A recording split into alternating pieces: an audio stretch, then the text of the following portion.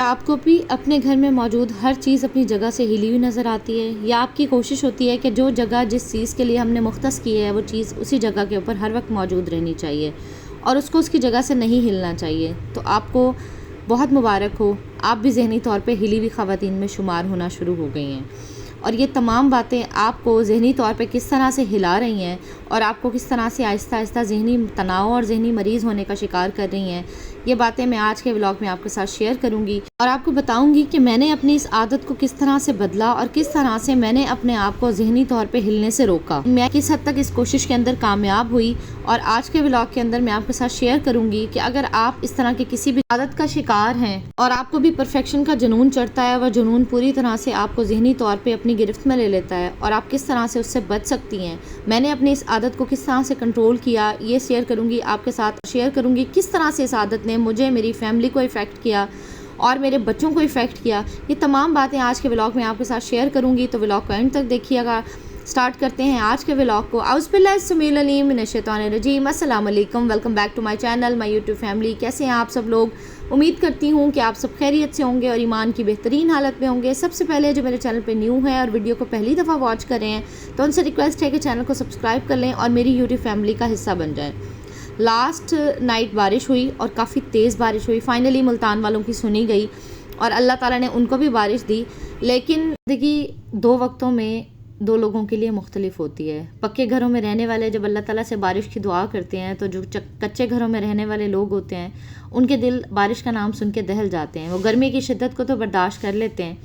لیکن وہ بارش کے جھونکوں کو برداشت نہیں کر سکتے، کیونکہ ان کو پہلا ڈر لگ جاتا ہے کہ کہیں ہمارے کچے گھر گر نہ جائیں۔ تو جہاں اللہ تعالیٰ سے نعمت مانگیں، بارش مانگیں، ساتھ میں یہ دعا بھی ضرور کریں کہ اللہ تعالیٰ اس بارش کو ہمارے لیے اور لوگوں کے لیے باعث رحمت بنائے، باعث زحمت نہ بنائے۔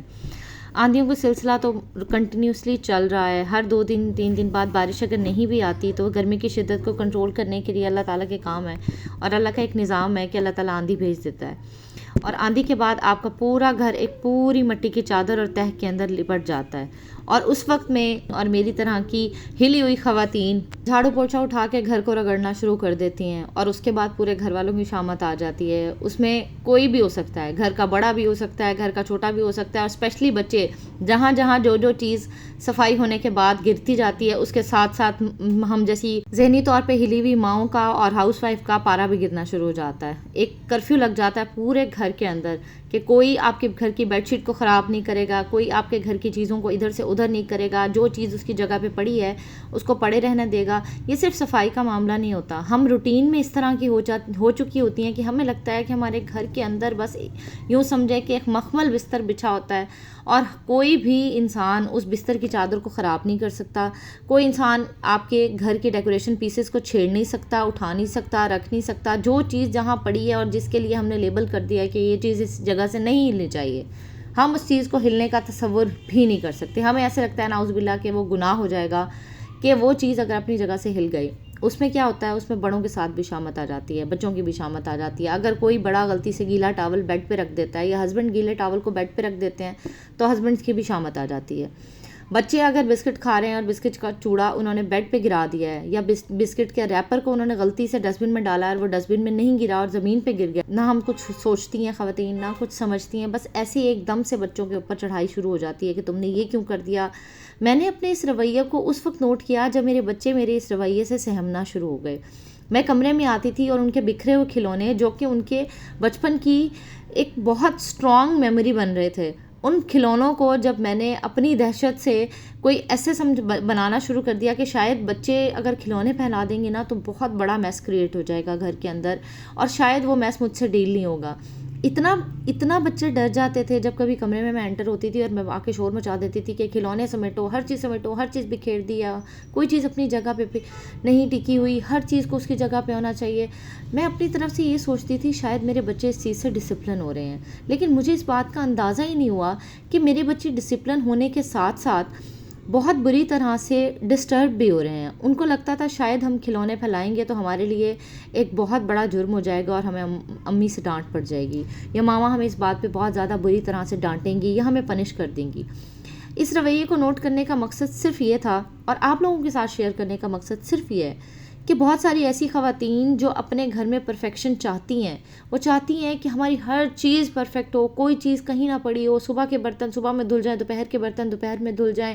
اگر ایک وقت میں آندھی آ گئی ہے تو آپ اپنے پورے گھر کو چمکا دو، اور اس کے بعد آدھے گھنٹے بعد بارش آنی ہے، ہم نے صفائی کر لی ہے اور آدھے گھنٹے بعد بارش آنی ہے اور میں پھر شروع ہو جاتی تھی، جیسے ہی بارش ختم ہوئی اس کے بعد دوبارہ سے صفائیاں کرنے پہ شروع، مطلب سارا دن جھاڑو پوچھا اٹھانے کے باوجود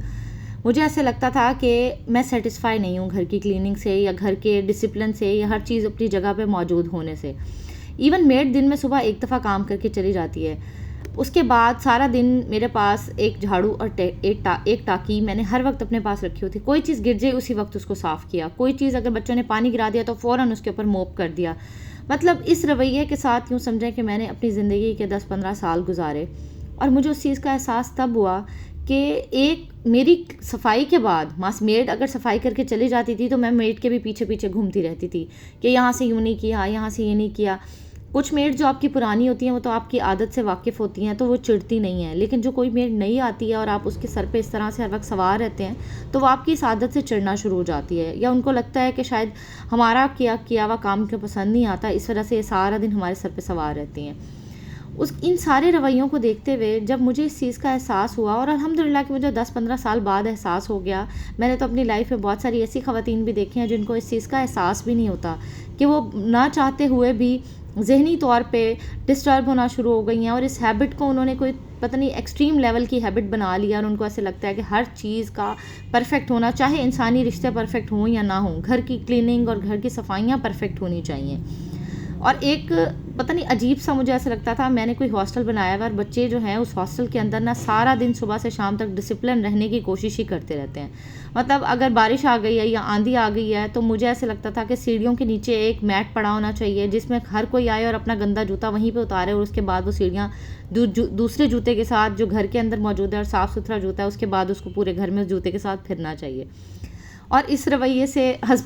کچھ ہسبینڈ خوش بھی ہوتے ہیں، لیکن اب ضرورت سے زیادہ جب اس طرح کی حرکتیں کرتی ہیں تو ہسبینڈ چڑنا شروع ہو جاتے ہیں کہ مطلب آپ ہر وقت ڈنڈا لے کے ہر کسی کے سر پہ کھڑے ہیں کہ یہاں پہ یہ نہیں ہونا چاہیے، یہاں پہ یہ نہیں ہونا چاہیے.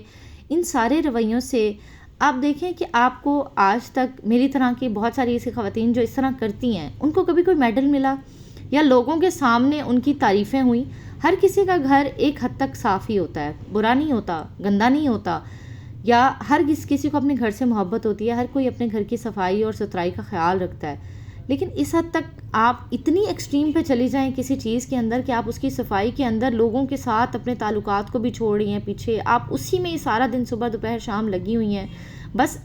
یہ سب کچھ کرنا یہ آپ کے لیے غلط ہے. آپ اپنے آپ کو ذہنی طور پہ ایک تناؤ کا شکار کرتی ہیں، ہر وقت ہمہ وقت ہائی الرٹ رہنا کہ آپ نے بچوں کو کھلونے بھی سے بھی نہیں کھیلنے دینا، بچوں کو ٹوائز پھیلانے کے لیے بھی ماں کی اجازت کی ضرورت ہو. اور اس کے بعد ایک رویہ، ٹھیک ہے بچے ڈسپلن ہوتے ہیں، بچوں کو اپنی چیزیں سمیٹنے کی اور اپنے پھیلائے ہوئے میس کو سمیٹنے کی عادت ہونی چاہیے، لیکن ایک خاص وقت تک. اس کا مطلب یہ نہیں ہے کہ بچے کھلونے پھیلائیں اور ابھی وہ کھیلے بھی نہیں اور آپ نے ان کے سر پہ شور مچانا شروع کر دیا کہ اپنے ٹوائز کو سمیٹیں اور اپنی ہر چیز کو اس کی جگہ پہ رکھیں.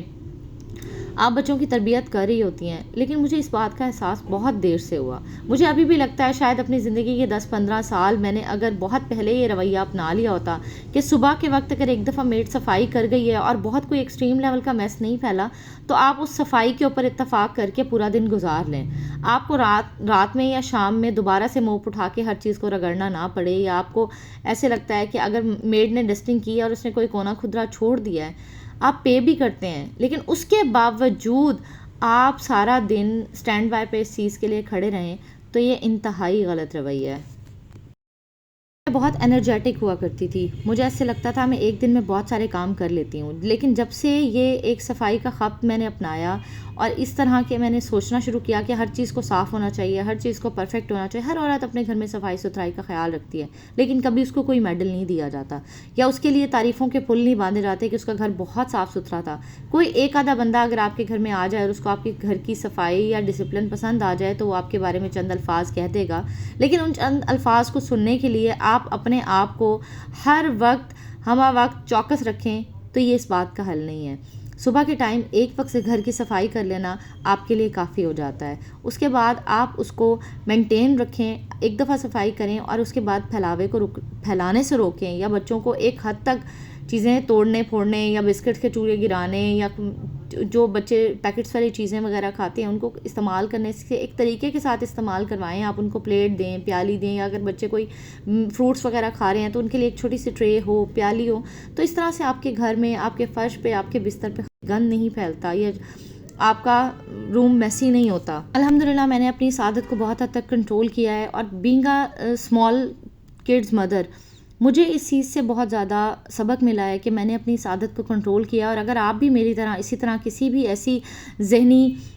جو ہے بیماری کا شکار ہیں, یا آپ ذہنی کوفت کا شکار ہیں, یا آپ کو لگتا ہے کہ آپ ذہنی طور پہ ہل گئی ہیں, تو فوراً ہی اپنے آپ کو کنٹرول کر لیں. 10-15 سال اس ایک فوبیا کے اندر میں نے گزارے ہیں, اور مجھے لگتا ہے شاید میں نے اپنی زندگی کا بہت وقت ضائع کر دیا ہے. جو ٹائم میں نے ان چیزوں میں لگایا ہے, اگر میں وہ کسی اور چیز میں لگاتی, اپنے بچوں کے اندر یہ رویہ بہت زیادہ شدت اختیار نہ کرتا کہ اگر ہم کھلونوں سے کھیلیں گے تو ہماری ماں ناراض ہو جائے گی, ہماری ماں ڈسٹرب ہو جائے گی. مجھے اس بات کا احساس بہت بعد میں ہوا کہ بچے یہ یاد نہیں رکھتے بچپن میں ہمارا گھر کتنا صاف تھا, بلکہ بچے تو یہ یاد رکھتے ہیں کہ بچپن میں انہوں نے کتنی خوشی کے ساتھ وقت گزارا. اب بھی میرے بچے گھر میں کھلونوں کے ساتھ کھیلتے ہیں. تھوڑی دیر کے لیے اگر فرش پہ بکھرے ہوئے کھلونے پڑے رہ جاتے ہیں تو مجھے ان سے ٹینشن نہیں ہوتی, بلکہ مجھے اس سے اس چیز کا احساس ہوتا ہے کہ میرے بچے نئی چیزیں سیکھ رہے ہیں, میرے بچوں کے اندر خوشی کا احساس پیدا ہو رہا ہے.